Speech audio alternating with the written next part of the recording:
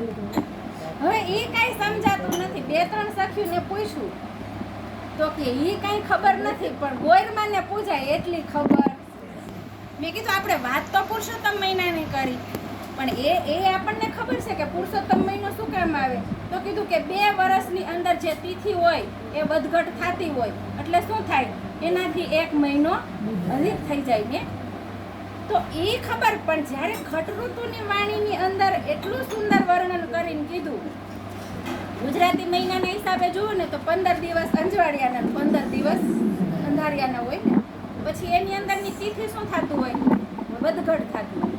અને અંગ્રેજી મહિનાની અંદર શું હોય? તો કીધું કે કોઈ મહિનાની અંદર 30 દિવસ હોય, કોઈમાં 31 હોય અને કોઈમાં 28 પણ હોય. હવે આખા વર્ષના દિવસ ભેગા કરો એટલે કેટલા દિવસ કપાઈ જતા હોય એમાં? તો 2 વર્ષના ભેગા કરી તો કેટલા કપાઈ જતા હોય? તો 1 મહિનો થઈ ગયો ને. તો એ તો આપણને ખબર પડી ગઈ, પણ આ પુરુષોત્તમની શું મહત્તા એ કોઈને ખબર? જો ગોપીઓ અત્યારે તો કેટલી ક્યાંય વનભોજન કરવા જતી હોય અને રોજ આપણે ફોન ખોલીને એટલે આંબોડું જાંબોડું આવતું હોય. હવે એનું શું મહત્વ આંબોડું જાંબોડુંનું? જે કરતા હોય એને તો ખબર હોય ને કે ભાઈ શું કામ કરતા હશે. છે કોઈને ખબર? હું તો રોજ વિચાર કરું કે આંબોડું જાંબોડું એટલે શું કહેવાતું હોય છે, આનું મહત્વ શું કહેવાય? પણ કોઈ પાસેથી કઈ જવાબ મળે. આપણે કેવી રીતના ચાલુ કર્યું ને એની આપણે નથી ખબર, પણ એક આંધળા ધૂંધ થઈને આપણે કેવા બધા ફરી. પણ ગીતાની અંદર જે પુરુષોત્તમ યોગની અંદર ઉત્તમ પુરુષનું મહત્વ બતાવ્યું એ કોઈને ખબર નથી કે ઉત્તમ પુરુષ જે પુરુષોત્તમમાં ઉત્તમ એ કોણ છે કોઈને ખબર? પાછા ગોયરમાને તો પૂછી, પણ આરતી કોની કરી? ક્યાંય કોઈનો છેડો નથી, પણ છતાંય આપણે ગોયરમાને પૂછીને આરતી કાનાની કરી. ઓલું ખબર ગૌરી વ્રત રહેતા હોય ને, તો પૂજા કોની કરવાની હોય અને વ્રત કોનું રહેતા હોય? છે આપણે કઈ ખબર કોઈ? જ્યારે આપણે ગમે એ કથા, હું નાની હતી ને ત્યાં આપણે બધાને પૂછતા, પણ ખબર ન પડે કારણ કે ત્યારે તો આપણી બાળક બુદ્ધિ હતી ને. તો હું કહું કે શીતળા સાહિત્યમ રહેતા હોય, દેરાણીને મળ્યા હતા ને, જેઠાણીને નહોતા મળ્યા. કારણ કે શું કામ? એ તો આપણને સામેથી પ્રત્યક્ષ ખબર છે કે દેરાણી નિસ્વાર્થ ભાવથી નીકળી હતી એને ગોતવા માટે, અને જેઠાણી કેવી રીતના ગઈ હતી? સ્વાર્થ માટે ગઈ હતી. તો એક વાત જો આપણે જ્યારે એક જ્ઞાનની દ્રષ્ટિથી જોઈને ત્યારે ખબર પડે કે આપણે જો કોઈની ભક્તિ કરતા હોય તો નિસ્વાર્થ ભાવથી ભક્તિ કરી તો મળે, અને કપટ રાખીને કરી તો એ તો એની અંદર ખબર પડી ગઈ ને. પણ છતાંય આપણે કેવા આંધળા થઈને જાય કે દેરાણીએ ચૂલો ઠાર્યો તો એટલે જેઠાણીને ઠારવો પડે. એક આ પરંપરા, એક રૂઢિવાદિતા.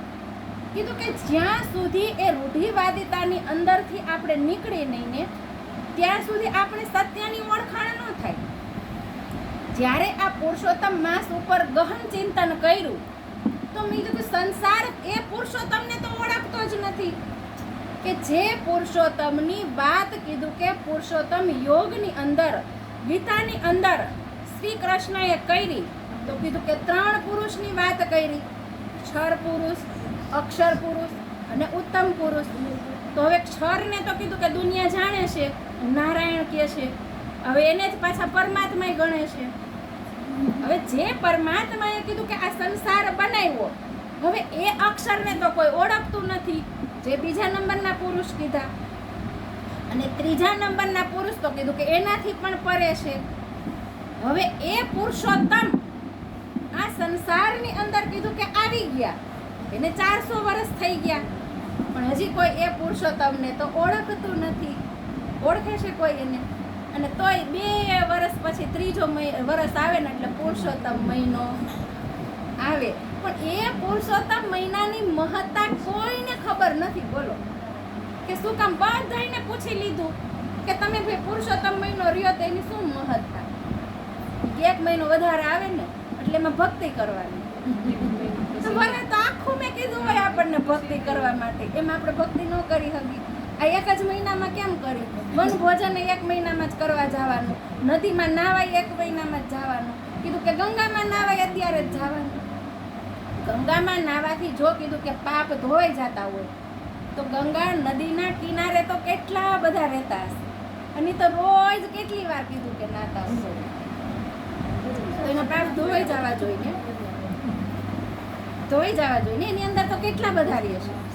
પણ નારદ મુનિ કીધું કે એક વખત એ બધું જોતા હતા, પછી એ ગંગા માતા પાસે ગયા અને ગંગાજીને પૂછ્યું કે તમારી અંદર તો કીધું કે લાખો ભક્તો પાપ ધોવા માટે આવે, તો તમે એ પાપને ક્યાં નાખો? એ કે તો ગંગા માતા કહે છે કે પાપને હું મારી પાસે શું કામ રાખું, હું ક્યાં મોકલી દઉં? સમુદ્રમાં મોકલી દઉં. તો નારદજી સમુદ્ર પાસે ગયા, એને પૂછ્યું કે તમે આ બધું પાપ ગંગાનું આવે એનું શું કરો? તો કે હું મારી પાસે શું કામ રાખું, હું તો વાદળને આપી દઉં. વાદળ પાસે ગયા નારદજી, તો એને શું કીધું કે તમે આ પાપ સાગર આપે, તમે એને શું કરો? તો કે હું જેનું હોય ને એની ઉપર વરસીને પાછું એને આપી દઉં. પણ તોય આપણા અંતર ચક્ષુ ખુલતા નથી કે જ્ઞાનની અંદર ડૂબકી લગાવશું ને તો જીવનો મોક્ષ થાય. જ્ઞાનની અંદર ડૂબ્યા વગર જીવ ક્યારેય મોક્ષ પામી શકે નહીં. કદાચ આંધળી ભક્તિની અંદર આપણે ગમે એટલા ડૂબી જાય ને પણ છતાંય આપણે એ મળી શકે નહીં.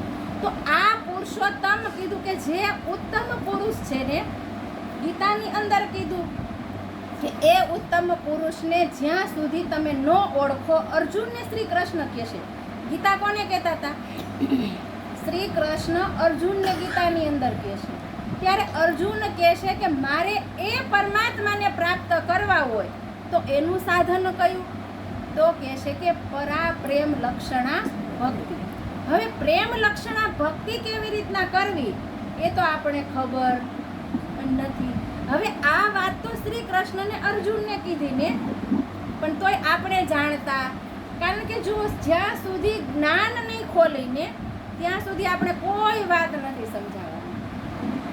અને આપણે જેમ સંસાર કરે ને એમ કરશું, પણ સંસાર પાસેથી ક્યારેય સત્ય જાણવાનો પ્રયત્ન કર્યો આપણે કે સત્ય કોને કહેવાય? પરમાત્માની વાત તો કીધું બધાય કરી દેશે, પણ એક પરમાત્મા કોણ છે એને કોઈએ બતાવ્યા કે એક પરમાત્મા છે આ છે? બધાય ધર્મ ગ્રંથોની અંદર કીધું કે એક પરમાત્માની વાત તો લખેલી જ છે, પણ એને કોઈ સમજી શકતું નથી. કીધું કે એ જ્ઞાનને જ્યાં સુધી આપણે આ તારતમ જ્ઞાનથી નહીં ખોલીને ત્યાં સુધી આપણે કોઈ વસ્તુની ખબર નહીં પડે કે ધર્મ ગ્રંથોની અંદર જે વાત લખેલી છે એનું શું મહત્વ છે. જો કોઈ શાસ્ત્રની અંદર આ કોઈ એટલે કોઈ જે આપણે નામ અત્યારે લઈ છે ને કે આ વ્રત કરી આ વ્રત કરી એનો ઉલ્લેખ હોય તો મને બતાવો. એની અંદર છે કોઈ વ્રતનો ઉલ્લેખ? એની અંદર કોઈ શાસ્ત્રની અંદર નથી. પણ આ રૂઢિવાદિતા ક્યાંથી ચાલુ થઈને એ કાંઈ સમજાતું.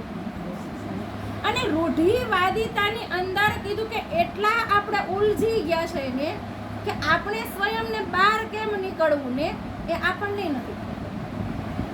કીધું કે કરોડિયો હોય એ જાળી તો સુંદર બનાવી દે, એને એમ થાય કે હું બહાર નીકળી જાય, પણ એવી સુંદર જાળી ગૂંથતા ગૂંથતા એને એ નથી ખબર પડતી કે આમાંથી નીકળવાનો દરવાજો તો મેં રાખ્યો નથી, તો ક્યાંથી નીકળીશ? સુંદર જાળી ગૂંથ્યા પછી સ્વયં પોતે શું કરે એની અંદર? તો આપણે કોણ છીએ? આપણે સુંદર જાળી જ ગૂંથી છીએ ને આપણે આ પરિવાર રૂપી. એ જાળીની અંદર આપણને એમ થાય કે આજે નાનું ઘર હતું તો શું કરે? મોટું ઘર બનાવી લઈ. ઓછું કમાતા હોય તો મોટું કમાવા માટે શું કરી? કાંઈક એવો પ્રયત્ન કરીને પછી એ કમાતા કમાતા બધું સાધન વસાવી લઈ પછી આપણે કેવા થઈ જાય? એને ભોગવવા જેવા રહી આપણે નથી ભોગવતા ને આપણે. પછી આપણે શું થઈ જાય? ત્યારે પછી આપણે શું કહી કે અત્યારે એને ટાણું હતું બેસવાનું, પણ શું થયું? પણ બેસવાના ટાણામાં ક્યારેય જપ જ નહોતો લીધો તો બેસી ક્યારે લઈ આપણે બેસી લઈ ક્યારે આપણે. તો જ્યાં સુધી કીધું કે પરમાત્માને આપણે પ્રાપ્ત નહીં કરી લઈને ત્યાં સુધી આપણે ગમે એટલું આ સંસારનું મોહ સાગરની અંદર કીધું કે એટલા ડૂબેલા રહેવું પણ બહાર નીકળવાનો કોઈ માર્ગ જ નથી. તો તમે એમાંથી કેવી રીતના નીકળી શકશો?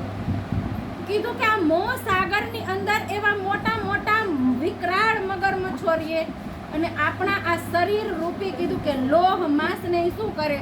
રોજ પિતારી પીવે છે ને રોજ આપણને. કામ ક્રોધ લોભ રૂપી અગ્નિ શું કરે આપણને? રોજ આની અંદરથી ખાય જ છે ને. એક કેન્સલ થયું હોય ને માણસને તો એ જીવાણુ જો કેવા હોય, શરૂઆત થઈ હોય ને ત્યારે આપણે કેવા આમ સરસ હરીફરી શકતા હોય, પણ જેમ ખબર પડે કે હવે કેન્સર છે પછી ધીરે ધીરે શું થતું જાય? આ શરીરને ખાઈ જાય ને આપણને, છેલ્લે આપણે કેવા થઈ જાય? મૃત્યુ પામી જાય ને. તો બસ આ સંસાર એક એવો જ છે. આપણને બધું ભેગું કરી લે. મેરી મેરી કરત દુની જાત હે, બોજ બ્રહ્માંડ સિર લેવે, પાવ પલકા નહીં ભરોસા, તો બી સિર સજ્જન કોણ દે. તોય આપણે શું કરીએ? આ શ્વાસ અંદર ગયો, બહાર આવશે કે નહીં આવે હવે એની આપણે ખબર નથી, પણ છતાંય આ બ્રહ્માંડનો બોજ એવડો મોટો લઈને આપણે માથા ઉપર ફરીને કે હું હોઉં તો જ બધુંય થાય.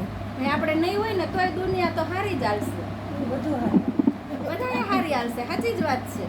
અત્યારે આપણને એમ હોય કે જો હું ન હોઉં ને તો મારા વગર કાંઈ થાય, પણ નો હોય આપણે 10 દી ગયા હશું તો શું થતું હશે? નીકળી જતું હોય બધું થઈ જાય. કારણ કે ઓલો બ્રહ્માંડનો બોજ ઉપર લીધો હોય ને એટલે આપણે શું હોય કે આપણે કરી તો જ. તો આપણને એમ છે કે અહીંયા આપણે કરીશું ને બધું એટલે જ થાય. આપણને નથી ખબર કે આપણી ઉપર બેસવા વાળો કરે છે ને ત્યારે હલી ચલી શકીશું, નકર આપણી કોઈ તાકાત નથી કે હલી ચલી શકીએ. પણ આપણે એને ઓળખા, એને ઓળખતા જ નથી. આપણે કીધું કે એવી દુર્ગંધની અંદર બેઠા છે ને કે એક સુગંધી કોને કહેવાય એની આપણે ખબર. કીધું કે એક વખત એક ગામની અંદર એક માછીમાર રહેતો હતો. આખી જિંદગી એને શું કર્યું? માછલા પકડવાનું જ કામ કર્યું.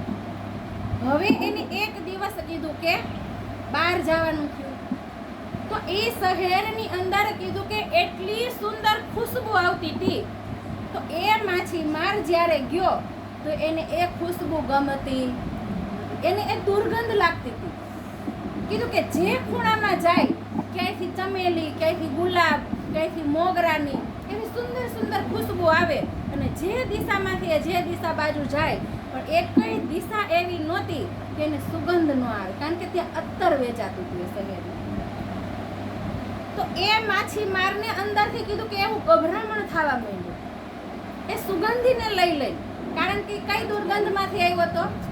માછીમારની દુર્ગંધમાંથી આવ્યો હતો ને, એટલે એને સુગંધીનો અનુભવ કોઈ વસ્તુનો થયો.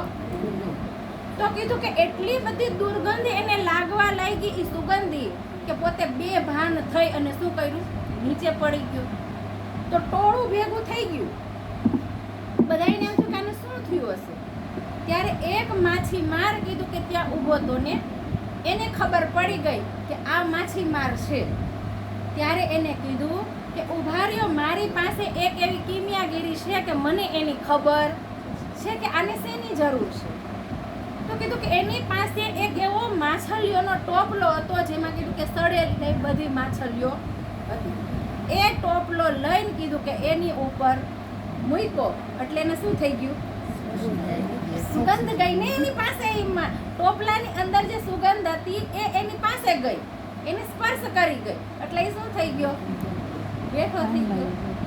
તો આપણી સ્થિતિ પણ એવી જ છે ને કે આ સંસારની અંદર જો પરમાત્માએ કેટલું બધું જ્ઞાન આપ્યું છે પણ એની સુગંધી આપણા હૃદય સુધી કીધું કે પહોંચતી નથી.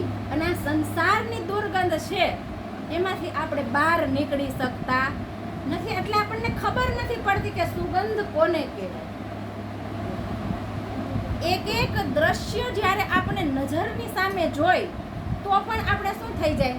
ભ્રમિત થઈ જાય ને એની અંદર આપણને સત્ય લાગે નહીં. કારણ કે આ સંસાર આખો મૃગ તૃષ્ણાનો સંસાર છે.